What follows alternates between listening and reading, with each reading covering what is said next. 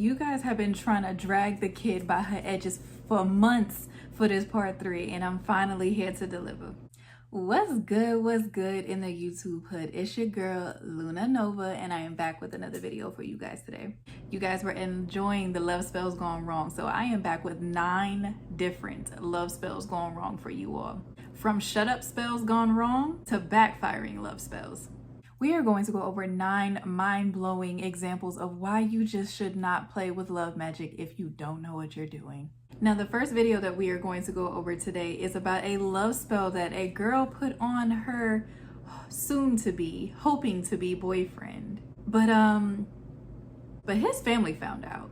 And when his family found out that she was doing juju on him, they decided to send some of that shit right the fuck back. And y'all want to know why some of these love spells don't work the first, second, third, fourth, 7th time that you try them. It's because you never know whose grandmother or mother or Thea is doing juju to protect that man, because there are crazy witches out there. Now, let me preface this by saying there is nothing wrong with love spells when you do them correctly and for the right reasons. Your intention matters more than anything. I cannot stress that enough when it comes to casting spell work. Your intentions matter. So if you don't have pure intentions for somebody, don't cast, because that shit might hit your ass. Imagine doing a love spell on somebody and then it all comes back to destroy you. You see my face, so you know I'm back with another spooky story. Someone submitted this story and told me it was about their cousin. We're gonna call her cousin Linda. So Linda met this guy, we're gonna call him Dodo, at work. Linda went from literally barely caring about being at work until Dodo joined the team. Dodo would bring this sense of excitement to work, where Linda was just looking forward to going to work because at least Dodo was gonna be there. So Linda and Dodo would go on to build this friendship. And they were inseparable. They spent a lot of times together at work and outside of work. So Linda really got to know the ins and outs of Dodo. And when they would spend all these times together, it would get late. And sometimes Linda just wouldn't feel safe to go home, so she would just stay the night. So while getting to know him, Linda admitted to having feelings for Dodo. But no one knew if Dodo felt the same because Linda decided to not disclose that information. And of course, knowing the ins and outs, she knew that Dodo already had a couple of options anyway. But according to Dodo, those women were just sexual relationships. Fast forward one day, Dodo's grandfather unfortunately abruptly passes away. And to help Dodo get his mind off of things, Linda being the best friend that she was, so to take his mind off things, they decided to go out to a bar. They got drunk and came back home. While they were home and Linda was consoling him, one thing led to another and they did the boom boom boom. Now, Linda. Anyway, so the next day they woke up, they didn't really talk about it. Linda proceeded on being there for Dodo throughout his entire grief period. And throughout the period of him grieving, they did not hook up again. However, Linda's feelings grew. One day, Linda finally said, you know what, I'm done hiding these feelings. So she confesses her feelings to Dodo.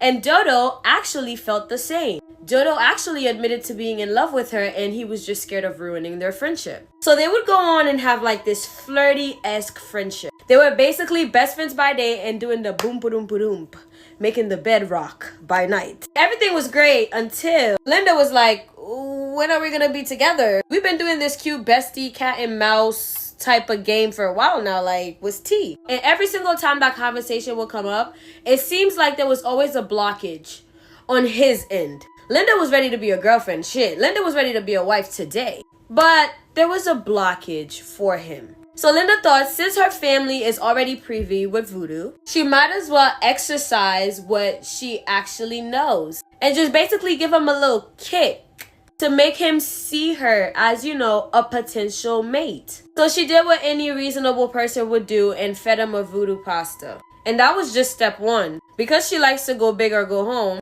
she admitted to also giving him a potion. And the man was head over heels. He was so head over heels that he forgot about everybody in his life. That is until his family got involved. His family, knowing that something wasn't right, got involved and decided that they were going to bust him out of this relationship. So one day they got him. All that Linda knew was that she came home one day and that this man disappeared for months. And she had no idea what happened to him or even where to find him. Until one day, being the desperate girl that she is, when suddenly in storms an angry Dodo. To backtrack, when Dodo's family got him, they uncovered the truth about what his girlfriend was doing to him. They took him out of whatever she put him under. When he came back to realize, as much as he tried to ignore the urge, he just had to see her. So he would storm to her house, kick her door down, notices that she was sitting right there, Linda being excited that he came back, but also automatically noticing that his demeanor was different. He beat Linda so bad that Linda suffered such serious surgeries. She has lost all her teeth, dislocated her jaw, broke a few of her limbs, and he attempted to set her house on fire. So she escaped by literally just a hair. One of her neighbors heard the screaming, saw Dodo running out of that house, and ran inside to her rescue. Till this day, she has chronic pain and she is still suffering the consequences of that love spell. That was a submission from Jackmail IT. Maybe hold out before you do that love spell. Now, if you are wanting to do a love spell to help build your confidence in yourself, for self-love, for beauty, for those different types of reasons, or even if you decide you want to do a love spell with a partner, that's fine too. They need to be aware of what you're doing, and not only aware, they should be a willing participant, because if they really want this thing to work, they won't have any issue with participating in the work. So if you are looking for anything like that can help you in your journey, there's nothing wrong with that. So if you are looking for proper love candles, make sure that you get them from the Mystic Muse LLC on Etsy. But I digress. Like I've stated in part 1 and 2, whenever you cast a spell and you don't have pure intentions of it, sometimes that shit will come back to bite you in your ass. And clearly that's what baby girl just learned. You have to be careful what you put out there, because that shit will come back. So I had this woman reach out to me because she wanted me to bind her man to her because she wanted him to stop messing with this other woman. I don't do that. And aside from the obvious reason why you should not do a binding ritual like that, the person could become obsessed with you, and now you're bound to this person because of your own desire. They could become obsessed, they could become abusive. It can just get completely out of hand and become an unhealthy situation. And think about this. If you feel like you want to bind a person to you for situations similar to this, you're essentially blocking your own blessing. If you have bound this person who clearly is not for you, because if they were for you, then they would be with you, for you, without you having to do any binding work, you're keeping yourself blocked off from actually allowing true love to come in. If this person is in your space and in your energy and they're bound to you, the person who is really for you has no space to come in. So think about that before you do some binding work. Now, my fellow practitioner was absolutely correct. You do not want to do binding work, ultimately blocking your own blessings, because if you're trying to bind someone to you that does not want to be kept, you're eventually going to miss out on the person that you're supposed to be with, places you are supposed to go. Again, blocking your own journey because of work that you're doing selfishly. I don't know about you guys, but I don't want to try to keep anything or anyone that does not want to be kept. Hey, but to each his own. Now, something that I have absolutely told clients that I refuse to do is binding work. I am not going to bind you to somebody that you are not sure about, somebody that you are just crushing on, somebody that you probably won't even know their name in 5 years. I'm not binding you to that person, because the moment that you find another prospect that is more suitable or more attractive to you, you're going to want to go along with that person. And once the work is done, it is done. For you anyway, because the reason why you're coming to me is because you don't know how to do it yourself. So don't come asking for binding work just to have me undo it, because I'll help you, but I'm going to charge you a hefty fee for letting you know up front not to play with this shit, and you did it anyway. But as I was saying, 8 times out of 10, I will refuse to do binding work for people because they do not really want to be binded to someone. They usually just want to try to keep that person around as a placeholder, and I don't believe in playing with anybody's feelings or spirits, and I don't want that karma personally. Now, you can choose to have that karma if you like playing with someone, but I'm not going to be a participant in it. Now, the next video that we're going to go over is going to be some examples of what a backfiring love spell can look like. Because sometimes a failed love spell is not the same as a backfired love spell. The worst case scenario with the love spell that goes wrong is it does not work. That is the least of your worries. Backfiring is a whole set of issues. that you do not want to have to deal with. And this is something that I'm all too familiar with. And it was because when I was in my early days of being a practitioner, I was just so willy-nilly to help anyone who wanted love because I truly am a person who loves love. But I quickly had to learn my lesson by watching other people go through theirs. There is a reason why, like I said, 8 times out of 10, I will refuse most love work because a lot of people do not understand what they are getting themselves into. And I don't want to have anybody try to point their finger physically or spiritually at me for your decision. Because like I said, I want no parts of it. No karma, no backlash, no nothing. My spirits don't need a parlay with yours. Yes. So let's say John Doe is doing a love spell on you, right? You have no desire to be with John Doe whatsoever. So you utilize your free will to go on about your life and the spell backfires. Well, let's say in the ritual, John Doe is saying, Sage only thinks about me. So what will happen is that John Doe is only going to think about Sage. You get what I'm saying? Now, here's the thing. This is where ego comes in with a lot of practitioners. They feel like because they know these rituals and they consider themselves to be witches, that they are more powerful than the people that they are working on. Hoodoo is so ingrained and intertwined in the Black community that so many of our elders practice it without calling it that. So when people throw things out there like, oh, I'm going to hex you because you made me mad, or I'm going to make somebody love me, they literally do not know who they're dealing with. You don't know who those people's ancestors are and how protected they actually are just because they don't consider themselves to be witches or practitioners. One of the most common signs of a backfired love spell is the fact that you cannot stop thinking about them. It almost becomes obsession on your end versus the other person being all about you. And that's essentially what a love spell gone wrong winds up turning into, is obsession work. It goes from a innocent love spell to a dangerous obsession spell.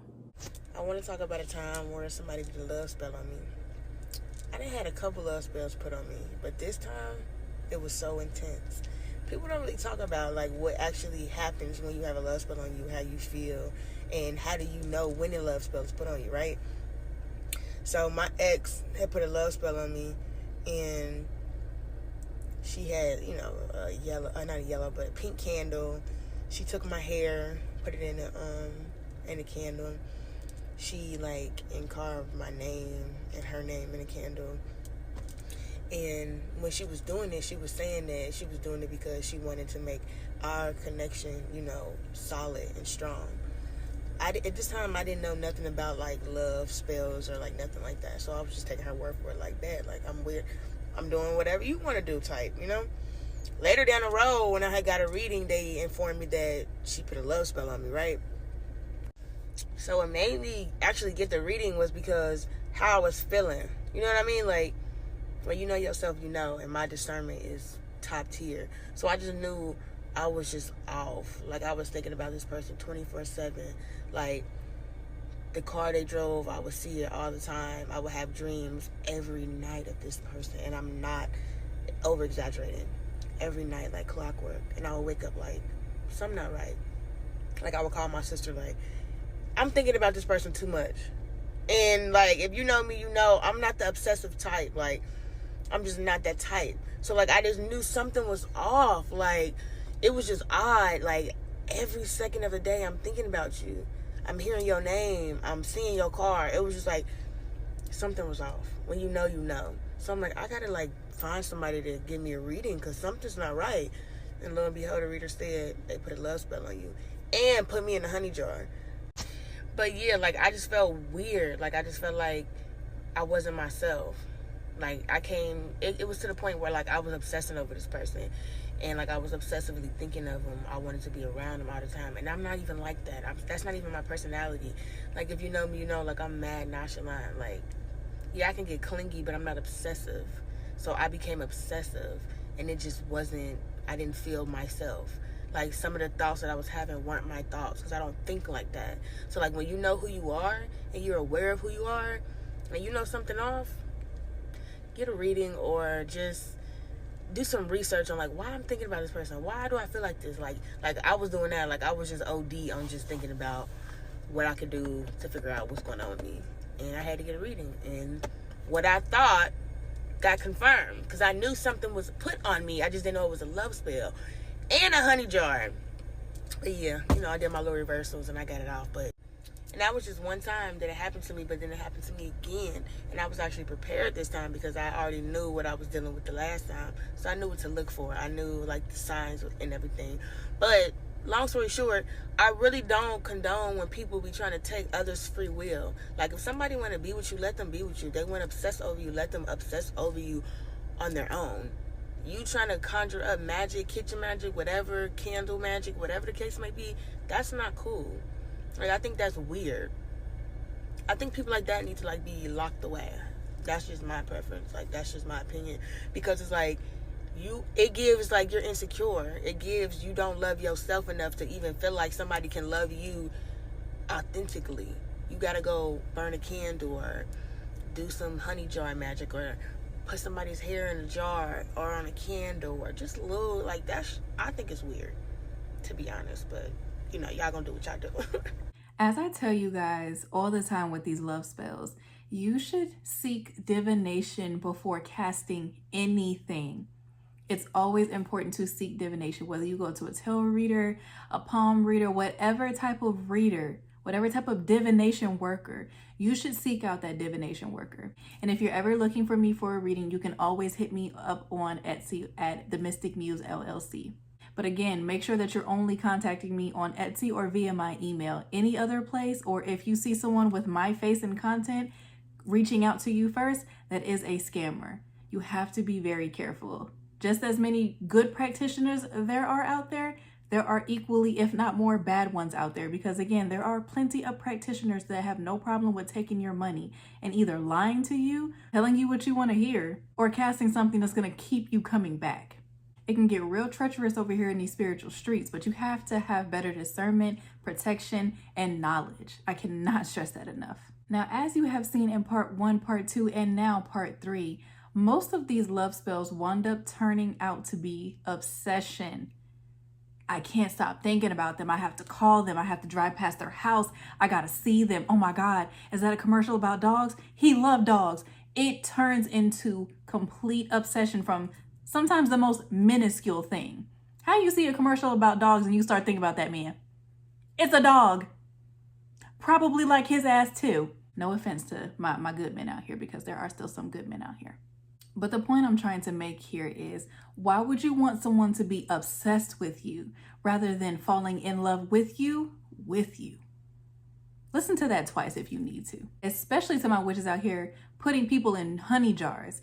You are trapping someone's energy at that moment. It's not always going to be the energy that rises and falls with the active person. It goes based off of the energy that you trapped, that you encased inside of this bottle with something sticky like honey, meaning you are going to be stuck to it.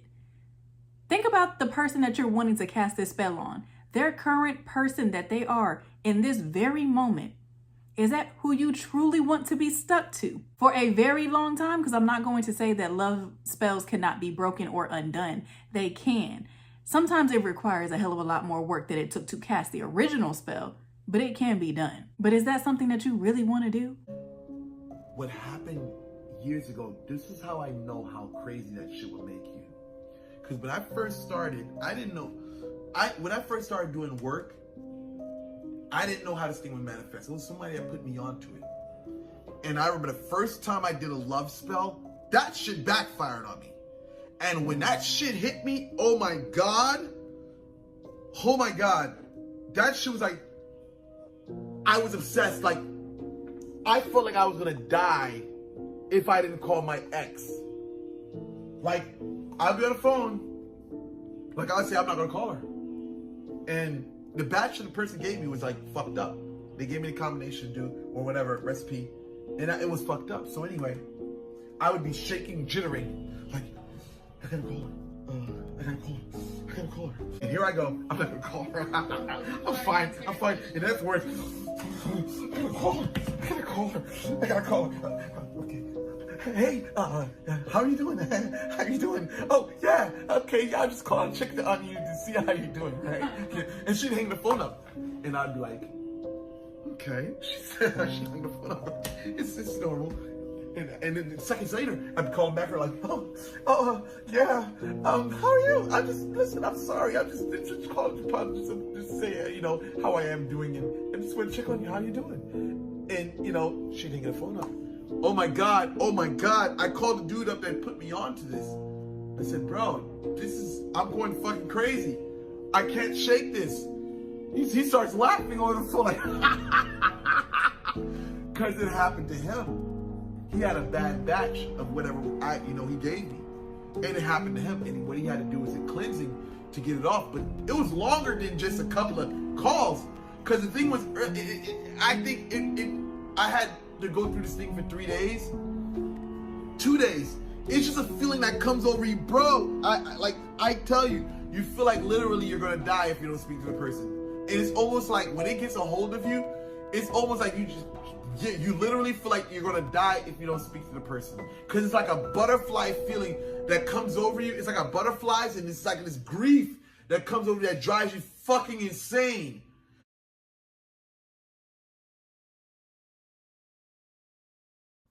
Did you read that? Go back and read it if you didn't.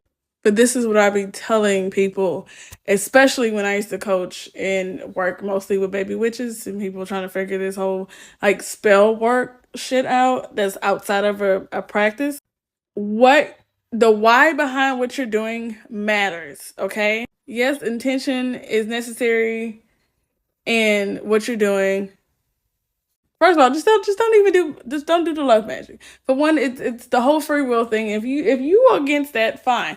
But the ethics, okay? The ethics. Because whatever you do, you're going to get back. Whatever you put out is going to, your input is your output, okay? And I'll be saying this and motherfuckers don't hear it until karma comes in and steps on your fucking neck. Don't be like this person. Be smarter than that. And stop messing with these married folks. Leave these people's husbands and wives alone. And that might sound a little hypocritical, as I'm just telling my twin flame journey. My twin flame was with somebody who was married. But I also didn't do anything with him. I didn't cross that line. I was like, I, at that time, wanted to be with him and wanted to figure that shit out. But I also was like, consciously, ethically, karmically, don't want anything to do with that. So I'm gonna leave this alone. Probably missed out on some good stuff, but I left it alone. And you should too. If you want to do love magic, do it on yourself. Do it not for a specific person, but for a particular person. As in, like, this is the type of person I want to bring in my life, and here's what I'm willing to do for myself to get it. And going back to the whole input-output thing. What goes around comes around. Do unto others as you'd have them do unto you. Karma, 3 times rule. It's all the same shit. Whatever you put out, you're going to get back. You're putting out positivity, uplifting, high vibes, love, you're going to get it back. If you are going here to try to steal this man away from his motherfucking wife and to fuck their relationship up, guess what the fuck is going to happen? Your shit going to get rocked too. That's just why. The why and what you do matters. Why are you doing this? Don't do any spell or anything in the heat of passion or emotions, because you're not thinking logically. You're gonna get yourself fucked up. As simple as that. Supposed to be winning, so wins. I got out for bad with her friend, but a bitch won't cheat on me again. I get out my.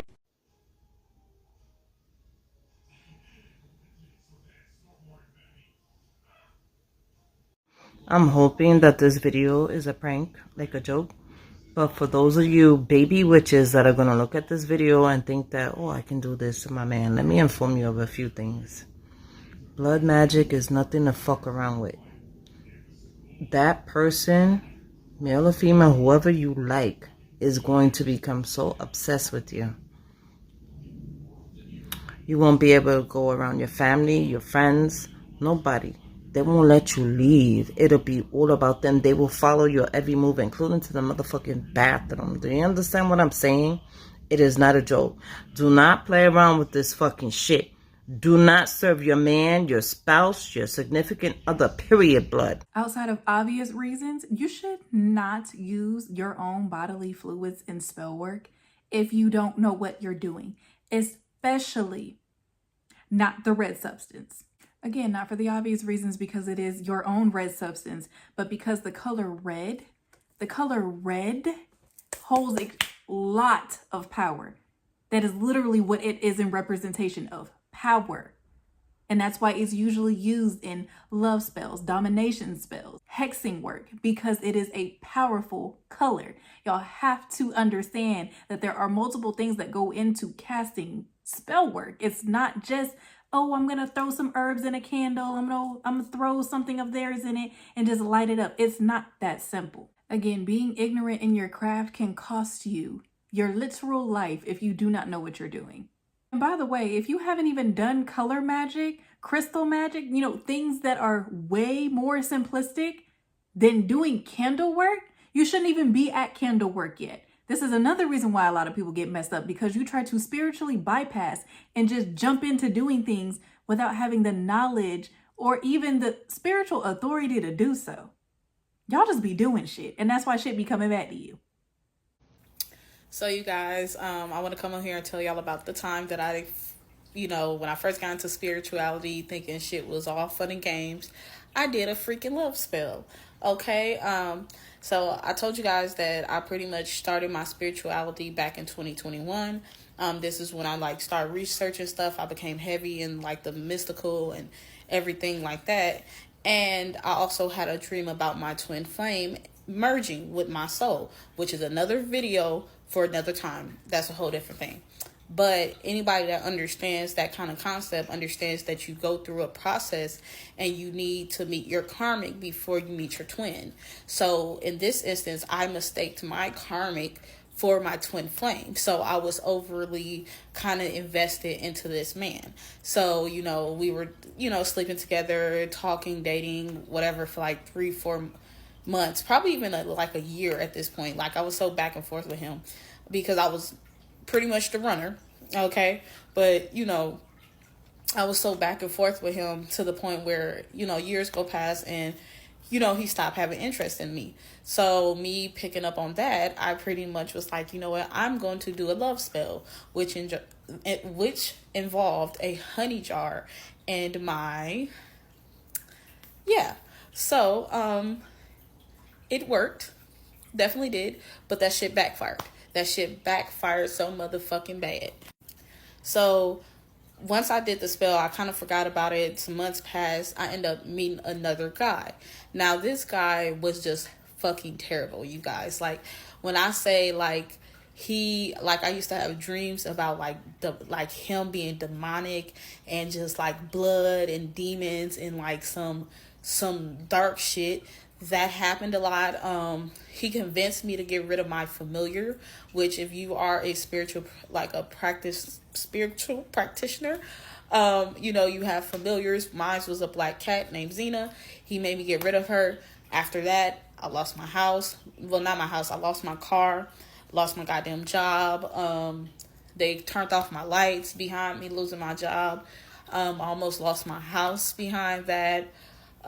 This man, I ended up getting sick, very, very sick with COVID, because this is around 2021. What else? This man also gave me because he was sleeping around, cheating on me. I got into a car crash, because of this man. Literally everything that could have went wrong, went fucking wrong. Okay. So when they say don't do a love spell, believe them, okay? Believe them, because a lot of y'all too young. Now, and then I also became severely obsessed with that guy. Not the guy who did all this thing, but the other guy. But yeah, again, don't do a love spell, believe them, okay? I'm not going to say I'm, very practiced in the art. I might still do a fucking love spell, but at least now I know to have some type of form of protection and to not want to do that on any and everybody, because some people are just narcissists. Some people are just not good for you, and then you curse yourself with being stuck with that person. So yeah, lesson learned. Y'all wanted more witchy stories, so I'm about to deliver. This is the story about how I put a sweetener / shut the fuck up spell on my coworker, and he fell in love with me. So for context, I'm in the military. I served in the U.S. military or whatever, and I had just got to my first duty station. And upon arriving at my first duty station, I got put on swing shift. Swing shift is from 12 to 9, y'all. 12 p.m. to 9 p.m. It was hell. But anyways, the first cook for that shift, which, like, that's the position over me, he was like this tall, like, man, and he was like very ignorant. He would always say weird stuff like, yeah, like, I just don't understand, we could never have a woman president. Oh, I thought black people celebrated July 4th, and I don't understand why they complain about being slaves because my people were slaves too. I'm like, girl, Irish people were not. He just had something to say about like every group of people. I used to just be like, what is wrong with you? But he would always act as if I was like incapable of doing my job. Meanwhile, like, I'm still in training. Like, girl, I don't even know what the fuck to do. This is like my second day out here. You're talking to me like I'm fucking stupid. Like, he would tell me to do things multiple times, even if I was in the middle of doing it. I remember he used to call me fat. He would be like, fatty, like, you're probably fat under that uniform. And I used to be like, what the fuck? Like, he got mad at me because I wanted to have Juneteenth off. Like, why wouldn't I want to have Juneteenth off? Have you seen me? But my breaking point was like, because he would always try and make it seem like I was incompetent of doing my job to other people. And I don't play by my money. I've never played by my money. So I was like, not having it. And my final straw for him was when, so he asked me to put chicken in the blast chiller. So I literally have the chicken in my hand and I'm walking towards the blast chiller and he screams at me from the other side of the kitchen. He's like, Schuler, chicken, blast chiller. And I'm just like, let me ask the audience, like, what the fuck do y'all see? I'm walking towards the blast chiller. Y'all see I got chicken in my hand. Why would you feel the need to tell me to put the chicken in the blast chiller and I'm already fucking doing it? So that was towards the end of my shift. So that rage was like really high. And like, I went home and I was like, I am really going to like show this man like some shit. Oh, and he would also be telling me, he would be like, yeah, witchcraft's not real. I don't even know why you do that. Witchcraft is not real. That is so fake and it's stupid that people believe in that. So like, the bar is really high. Like, I have to prove myself to this man. I'm going to put a spell on him. Like, that was all I could think about. And I still have the video of me putting a spell on him too. Hold on, I'm gonna insert it here. Shut your fucking ass up talking to me.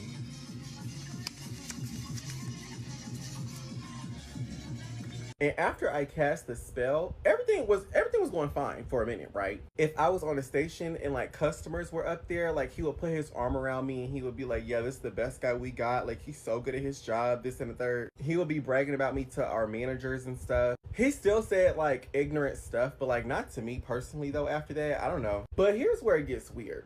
Because now he's showing me like shirtless pictures of himself like at the beach and he's just like, oh yeah, like, how does my body look? Like, rate my body. Like, would you mess with somebody who had a body like me? Like, how do you feel about that? And I used to just be like, girl, shut the fuck up. Like, nobody is. He would ask me to like hang out with him outside of work. And I used to just be like, girl, no, like, I'm not getting in that car with you. But overall, the spell worked wonders. I would give it a 10 out of 10 because it is nothing greater than a bitch that don't believe in my magic being under my spell and proving that point to me every single motherfucking day. I give it a 10 out of 10. Now, I hope we learned a few things today watching this video, because a lot of you are still going to do some of these things and you're still going to be in my Etsy DMs asking me to unbind you, asking me to undo that love spell, asking me for protection work because you're scared of that picklehead boy you decided to cast a love spell on because you didn't know what you was doing. Now, of course, like I said, I have no problem with helping you all, especially if another practitioner led you astray. I can't fault you for someone else teaching you the wrong way. But now what I can fault you on is the fact that you decided to watch these videos, still do it, and then come to me afterwards. Because then I'm going to get off of your ass. And if you know you are one of those people who have irresponsibly casted one of these spells, again, I have no problem with helping you. But honey, y'all gonna do what y'all want to do. I can't stop you. That's the reason why we all have free will. Now, what you choose to do with that free will, that's up to you. But again, if you are looking for the kids who seek out for divination, make sure that you book me on Etsy. And if you've already gotten a reading with me and I'm giving you your spiritual diagnosis, make sure that you get all of your spiritual needs from the Mystic Muse LLC on Etsy. But y'all, that's all I got for today because y'all have stressed me out enough with these love spells, because again, y'all just do what y'all want to do, and I'm just here trying to educate. With that being said, make sure that you drink your water, mind your business, and stay prayed up and protected. And as always, Luna loves you.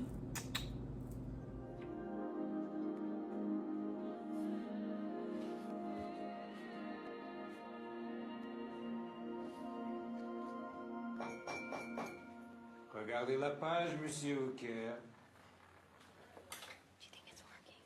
I don't know. I think he just looked at me. Did he look at me? Is he looking? Not right now, but he just did. So weird. I know. He's looking. Yes. Shh. Is he still laughing? Yeah. Sarah, Yeah? never mind. It's working. That is gone completely crazy.